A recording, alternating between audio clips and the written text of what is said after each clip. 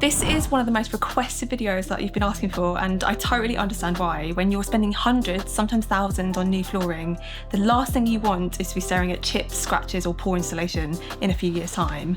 LVT versus engineered wood, which is going to be worth your money, give you the wow factor that you're looking for and be durable to live with. Today I'm going to be breaking down the things that you need to be aware of before making your decision, and later I'm going to be sharing the floor that my clients are getting stunning results with.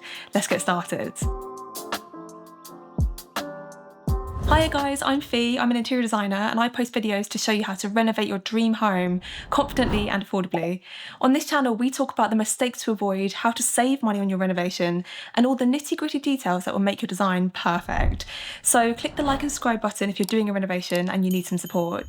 To truly make the right decision about LVT or engineered wood in your home, you have to start with understanding the differences in anatomy of these two types of floor, because they may look similar when they're all laid, but honestly they're like chalk and cheese and you don't want to regret your choice. So a quick 10-second anatomy lesson. You've got LVT, which is made up of vinyl layers with the top layer printed and embossed to look like real wood. And it's basically plastic, which makes it one of the most durable and completely waterproof options that you can choose.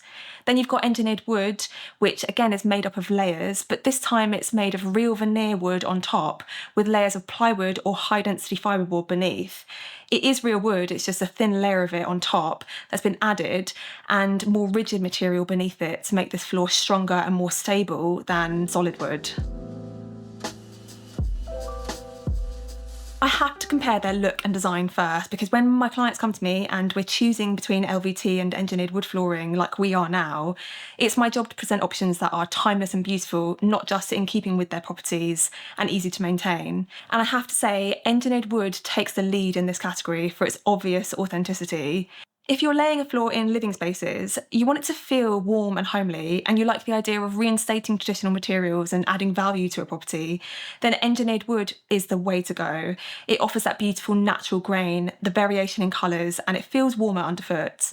Actually, I'd say it feels pretty luxurious underfoot when it's installed well. But honestly, LVT has come a long way in terms of design, especially if you're selecting the more premium LVT options that look incredible and really close to wood. And if you need a floor that's got a low profile to fit underneath existing doors and skirting, it's a lot thinner than engineered wood is. To the untrained eye, you would barely know the difference between the two in terms of design, but you have to choose a good quality option of LVT, and that's the key here. I've actually created a spreadsheet of the options and the different floors that I propose to clients, which you can download below. Just like engineered wood, LVT has textured finishes that mimic wood really well and beveled edges on all four sides of every plank.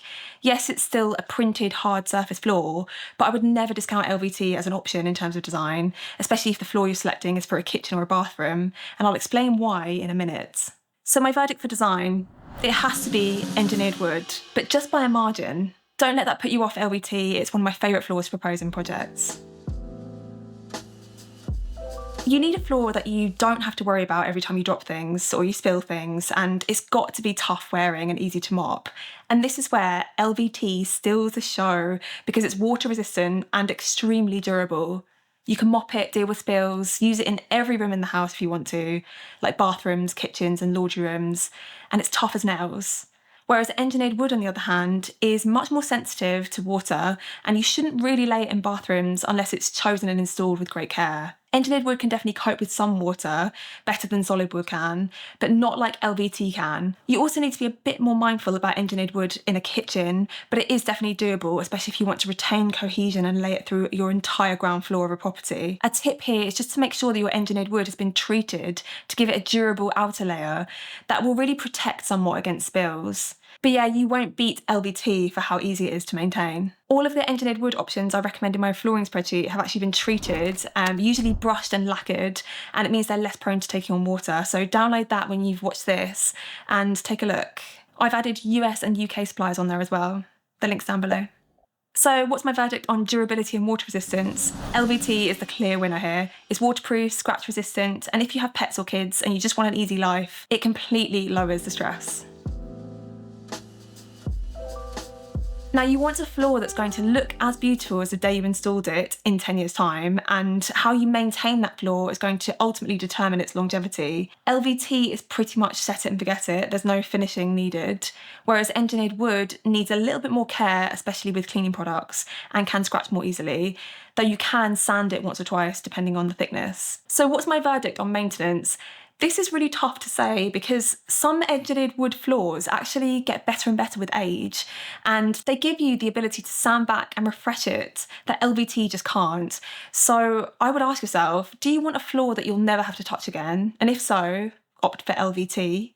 Or are you looking for a floor that brings charm as it ages? And if so, engineered wood's for you. Or are you looking for a floor that just needs sanding and refinishing rather than replacing in 15 to 20 years' time? Again, engineered wood is a much more forgiving option. I know that's really frustrating, but I just can't give a clear verdict because I just don't know exactly what you're looking for.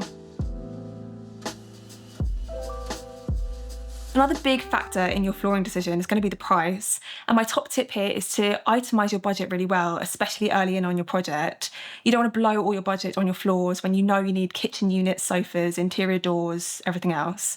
And a big shout out to my students here who are using the budget planner and vision first method to make savings on their projects at the moment. But in short, LVT floors are usually cheaper overall, both in materials and installation, whereas engineered wood can be a little bit more expensive, especially if you want a premium finish and more complex patterns like parquet or chevron. But that being said, it can all really depend on the flooring company that you choose and their pricing structure. So my top tip here is something my client Michelle did recently. We found the exact engineered wood floor that she wanted, took a note of the manufacturer and the product number, and rang around loads of local flooring companies to get the best price for supply and fit. And she literally saved about £50 per square metre, which is massive. So make sure that you do the same for both LVT and engineered wood. So what's my verdict on price? Well, firstly, get quotes for both engineered wood and LVT if you can't make up your mind. But don't make your decision exclusively about cost. Weigh up everything else that we're chatting about today to make sure that you're getting the right floor. That's the most important thing. And if your project's really price sensitive, go for LVT. I mentioned I'd share the one flaw that I always propose to clients, but first, what if sustainability is a big factor for you and you want your project to run as eco-friendly as possible? Your flooring will be one of the largest material purchases that you make, and there are more sustainable floors than engineered wood and LVT, like cork or reclaimed timber. But of the two that I'm discussing with you in this video, engineered wood will be the more eco-friendly option for you, especially if it's FSC certified. LVT is a plastic product. It can pollute the air in your home after being installed. And of course, it's trickier to dispose of responsibly if you're considering the full life cycle of the project and your impact on the planet. So the verdict's pretty straightforward on this one. Engineered wood is the most sustainable choice. Now, I promised you that I would share that floor that I regularly propose to clients and students about online courses, because it's a beautiful quality engineered floor.